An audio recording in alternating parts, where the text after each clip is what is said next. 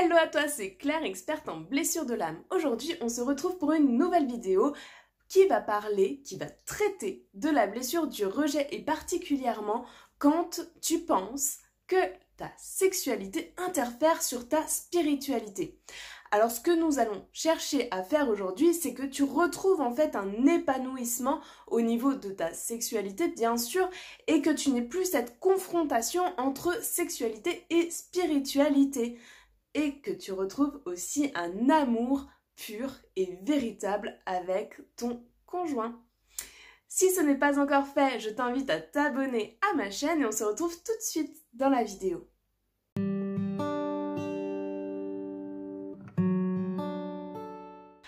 Alors, si tu es là, c'est peut-être que tu penses que ta sexualité et que ta spiritualité sont deux choses bien distinctes et bien différentes et que l'une ne peut pas aller avec l'autre. Donc dès que tu développes ta spiritualité, tu penses que tu dois réduire ta sexualité.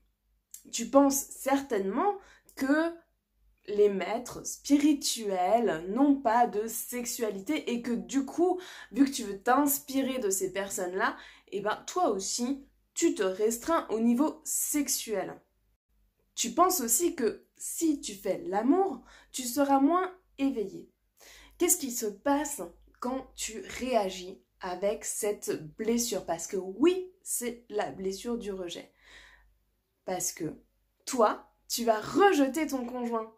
Dès qu'il va te proposer de faire l'amour, d'avoir un acte sexuel, tu vas le rejeter sous prétexte que tu es une personne spirituelle et que du coup, l'un ne va pas avec l'autre. Alors parfois, c'est pas quelque chose que tu vas dire ouvertement.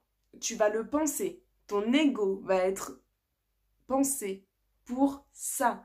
Ton ego va intervenir et va te dire que non, tu ne dois pas faire l'amour, tu ne dois pas avoir des rapports sexuels parce que si tu as un rapport sexuel, et ben à ce moment-là, ta spiritualité va en pâtir. Et puisque tu rejettes ton conjoint, et ben il va y avoir des tensions dans ton couple, tu vas vivre de véritables frustrations, que ça soit d'un côté ou de l'autre, et de l'énervement. Et qu'est-ce qui va se passer du coup? C'est qu'il y ait possibilité que votre couple casse et qu'il y ait séparation. Et bien sûr, je ne veux pas que tu arrives à cette séparation. Ce n'est vraiment pas le but. Et moi, je tiens vraiment à t'aider pour que tu puisses t'épanouir. Qu'en fait, tu puisses vivre un amour pur et véritable en associant spiritualité et, bien sûr, sexualité. Donc, comment faire? Voici mes solutions. Alors, dans un premier temps, ce que je te propose de faire, c'est déjà de revoir tes idéaux spirituels. Prends exemple sur des femmes qui sont spirituelles et qui vivent leur sexualité comme toute personne lambda et normale. En fait, tu as certainement une image erronée de la spiritualité. En Inde, par exemple, on parle du tantrisme. C'est très courant. Le tantrisme, c'est de l'amour, c'est de la sexualité et pourtant, c'est associé à de la spiritualité. Je te laisse vraiment t'informer sur le sujet du tantrisme. On n'en est pas vraiment là, mais c'est une première approche qui te permettra en fait de contrer ta croyance limitante sur le fait que sexualité et spiritualité ne font pas bon ménage. Donc, prends des exemples de personnes bien dans leur couple, qui pratiquent forcément une activité sexuelle, qui s'aiment et qui n'ont aucun problème de ce côté-là. Ensuite, il va falloir que tu en parles à ton conjoint. La communication, c'est vraiment ce qu'il y a de plus important.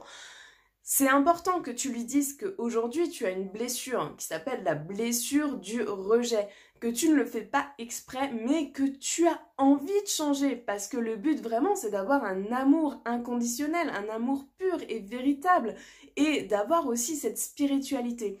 Et le fait que lui comprenne mieux cela va l'aider aussi à t'accompagner dans ta démarche, à ne pas trop te pousser trop loin, à ce que vous puissiez avoir une conversation sur la sexualité tous les deux et savoir à quel point vous en êtes en fait. Peut-être que toi tu en es là et que lui en est là et qui peut peut-être réduire un petit peu et toi augmenter aussi un peu pour que vous arriviez au même niveau. Et ça part de la communication. Ce n'est pas en le rejetant, juste en le communiquant. Et là, bien sûr, tu vas faire partie de ces personnes qui travaillent sur leur communication, donc sur le chakra-gorge. Parce que si tu ne le sais pas, la blessure du rejet bloque les mots au niveau de la gorge. Et ça se bloque et tu n'arrives pas à parler.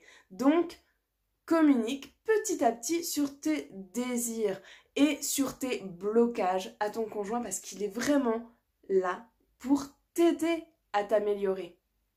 Je te propose aussi de faire une liste entre tes besoins sexuels et tes besoins spirituels, afin que ces deux listes finalement soient aussi au même niveau. Je parlais d'un niveau avant entre ton conjoint et toi-même, mais là c'est plus un niveau entre toi et toi. Savoir que tes besoins sexuels doivent être à la même hauteur quelque part que tes besoins spirituels. Ainsi, tu trouveras un meilleur équilibre, ce qui te permettra vraiment de t'épanouir et d'être sur un pied d'égalité, parce que c'est ça qu'il te manque aujourd'hui. Tu es déstabilisé. Donc remets-toi sur un pied d'égalité entre les deux, entre ta sexualité et ta spiritualité. Et ça ira mieux ensuite. J'espère vraiment que ces solutions t'auront plu. Je t'invite à partager ces vidéos et les autres afin que ça aide aussi d'autres personnes. Like, commente et je te dis à très vite pour une nouvelle vidéo.